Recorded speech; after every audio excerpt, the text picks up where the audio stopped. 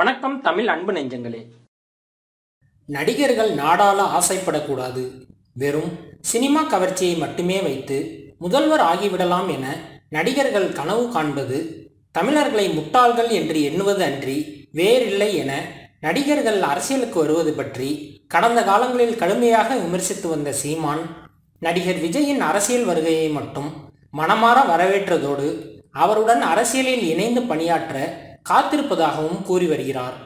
இதையடுத்து சீமானுடன் விஜய் கூட்டணி சேர அதிகம் வாய்ப்புள்ளதாக அரசியல் விமர்சகர்கள் கூறி வந்த நிலையில், சரியாக நாடாளுமன்ற தேர்தல் சமயத்தில் வெளியான தனது கோட் பட பாடலில் சீமானின் மைக் சின்னத்தை இடம்பெறச் செய்து சீமான் மீதான தனது சாஃப்ட் கார்னரை வெளிப்படுத்தினார் விஜய். இந்நிலையில் நாடாளுமன்ற தேர்தல் முடிவுகளுக்கு பிறகு விஜயும் சீமானும் மட்டும் ஈசிஆர் ரோட்டில் பென்ஸ் காரில் சென்ற லாங் டிரைவ் தான் தற்போது அரசியல் களத்தில் பெரும் பேசுபொருளாக மாறியுள்ளது. டிரைவர் கூட இல்லாமல் தனது பென்ஸ் காரை விஜயே ஓட்ட சீமானுடன் அரசியல் தொடர்பான முக்கிய விஷயங்கள் பலவற்றை பேசிக்கொண்டே இருவரும் இரவு நேரத்தில் லாங் டிரைவ் சென்றுள்ளனர். இது பற்றி கூறும் சீமானுக்கு நெருக்கமானோர், விஜய் சீமான் இடையேயான நட்பு பல ஆண்டுகளாக தொடர்ந்து வருகிறது. 2015ஆம் ஆண்டு வாக்கில் சீமான் இயக்கத்தில் பகலவன் என்கிற திரைப்படத்தில் விஜய் ஹீரோவாக நடிப்பதாக இருந்தது. தயாரிப்பாளர் கலைப்புலி தானு ஏற்பாட்டில் விஜயிடம் பகலவன் கதையை முதலில் கூறினார் சீமான். கதை விஜய்க்கு பெரிதும் பிடித்துவிடவே நடிகர் சங்க கட்டிடத்திற்கு அருகே உள்ள ஒரு நட்சத்திர ஓட்டலில் சீமானுக்கும் அவரது உதவி இயக்குநர்களுக்கும் ரூம் போட்டு கொடுத்தார் தயாரிப்பாளர் தானு. அங்குதான் தினமும் கதை விவாதம் நடைபெற்றது. கிட்டத்தட்ட 20 நாட்களுக்கும் மேல் விவாதித்து மொத்த திரைக்கதையையும் அரசியல் பொறிபறக்கும் வசனத்தையும் எழுதி முடித்தார் சீமான். ஆனால் அதன் பின் சீமான் சிறை சென்றதாலும் தொடர்ந்து வந்த அரசியல் நிகழ்வுகளில் சீமான் தீவிரமாக இயங்க ஆரம்பித்ததாலும் அந்த படம் தொடராமல் அப்படியே முடங்கியது. ஆனாலும் விஜய் மற்றும் சீமான் ஆகிய இருவரும் அடிக்கடி தொலைபேசியில் உரையாடி வந்தனர். இதனால் அவர்களது நட்பு மேலும் இறுக்கமானது. விஜயின் சமீபத்திய படங்கள் ரிலீஸ் ஆவதில் பிரச்சனை ஏற்படும் போதெல்லாம் சீமான் விஜய்க்கு ஆதரவாக குரல் கொடுத்து வந்தார். இந்நிலையில் விஜய் தமிழக வெற்றி கழகம் என்கிற அரசியல் கட்சியை துவங்கி 2026 சட்டமன்ற தேர்தலை குறிவைத்து செயலாற்றி வருகிறார். சீமானும் தனித்து போட்டியிட்டே தேர்தலுக்கு தேர்தல் கணிசமாக வளர்ந்து வருகிறார்.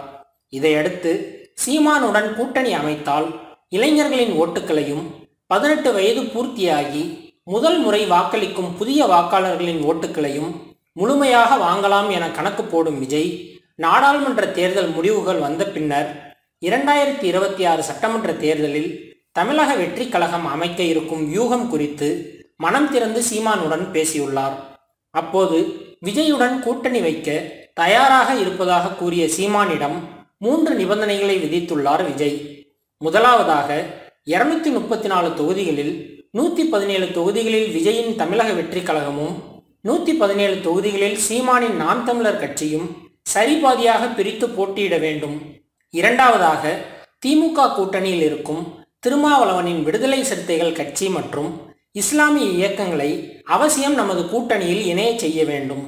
மூன்றாவதாக எக்காரணம் கொண்டும் இரு திராவிட கட்சிகளுடனும் கூட்டணி அமைக்காமல் அதற்கு பதிலாக காங்கிரஸ் கட்சியுடன் கூட்டணி வைக்கலாம் என்று தனது நிபந்தனைகளாக இந்த 3ஐயும் சீமானிடம் கூறிய விஜய் அதற்கான காரணங்களையும் விரிவாக விளக்கியுள்ளார். இதில் முதல் 2 நிபந்தனைகளுக்கும் உடனே ஓகே சொல்லிய சீமான், ஈழத்தில் தமிழர்களை கொன்று குவிக்க மறைமுகமாக உதவிய காங்கிரஸ் கட்சியை கூட்டணியில் சேர்ப்பது சரியாக இருக்காது.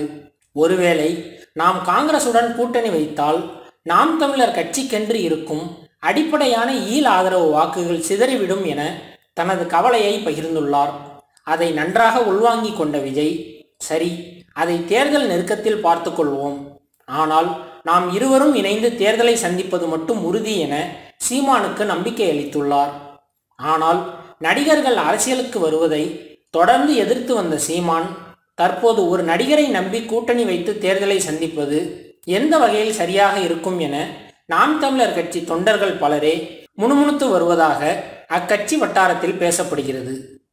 மேலும் இது போன்ற செய்திகளை தொடர்ந்து பெற்றிட தமிழ் ட்ரெண்டிங் சேனலை சப்ஸ்கிரைப் செய்யுங்கள். உங்கள் கருத்துக்களை கமெண்டில் பதிவிடுங்கள். நன்றி.